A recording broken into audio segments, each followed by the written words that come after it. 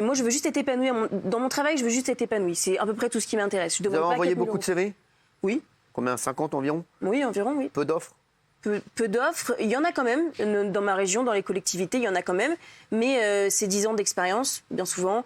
Et puis, dans les collectivités, ils embauchent de plus en plus de contractuels, mais il faut les concours. Et moi, ça ne m'intéresse pas forcément de passer des concours.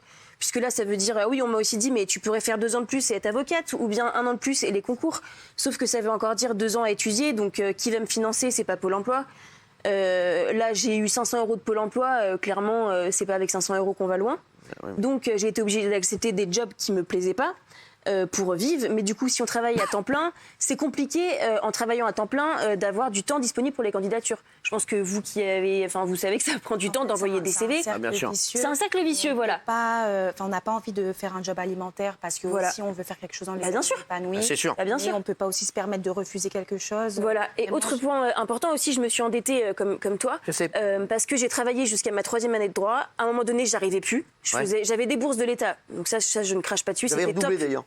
Oui, j'ai redoublé ma 3e année parce que je m'entraînais 9 heures par semaine, je faisais du sport assez haut niveau.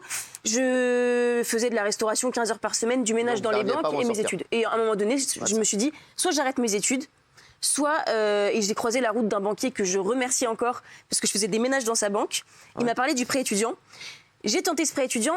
Mais là, le clou du spectacle, ma mère étant au SMIC, étant toute seule avec 3 enfants, elle n'était pas assez solvable pour se former caution pour ce prêt-là. Donc déjà, là, il y a un gros souci, c'est qu'on met un prêt étudiant pour aider les étudiants. Mais si on n'a pas des cautions solvables... Parce que ce cher banquier connaissait ma situation, savait que j'étais quelqu'un de motivé, j'étais rendue en 3e année de droit, il savait que j'en voulais. Il a dû voir que Bérénice a de l'énergie. Voilà, donc il a poussé le truc et j'ai eu ce prêt étudiant. Plus tard, c'est elle qui me prêtera de l'argent. Exactement. En attendant, là, c'est plutôt lui qui m'en prête encore, où je suis dans le rouge, etc. Mais bon, quoi qu'il en soit, du coup, moi, je suis pas là pour qu'on me trouve des solutions. Enfin, je m'en sors finalement. Alors, je vais vous dire, vous savez qui est votre mentor? Non. Ah bah c'est incroyable pour vous ce soir, parce que celle qui va être votre mentor, elle est devant vous, c'est la ministre. D'accord. On va se revoir. Alors du coup, moi, ce serait plutôt le ministère de l'Environnement, soit dit en passant. C'est un ministère que je connais un petit peu, en fait. Elle connaît bien le ministère. Voilà. Non, mais vous allez être son mentor. Vous avez un mentor. Lui, voilà. Toi, tu vois, c'est moi ton mentor. Toi, t'as un mentor. L'environnement. Voilà. Mais, en fait, non, mais Bérénice, moi, je trouve que vous avez un super parcours et en plus, vous avez de l'énergie. Vous êtes dans des domaines que je connais bien, l'urbanisme et l'environnement. Donc, je pense que c'est bien qu'on se revoie et puis on va trouver des solutions ensemble. Ça, elle va trouver des solutions pour vous. Et si la ministre trouve pas de solution pour vous, là, ça va mal aller.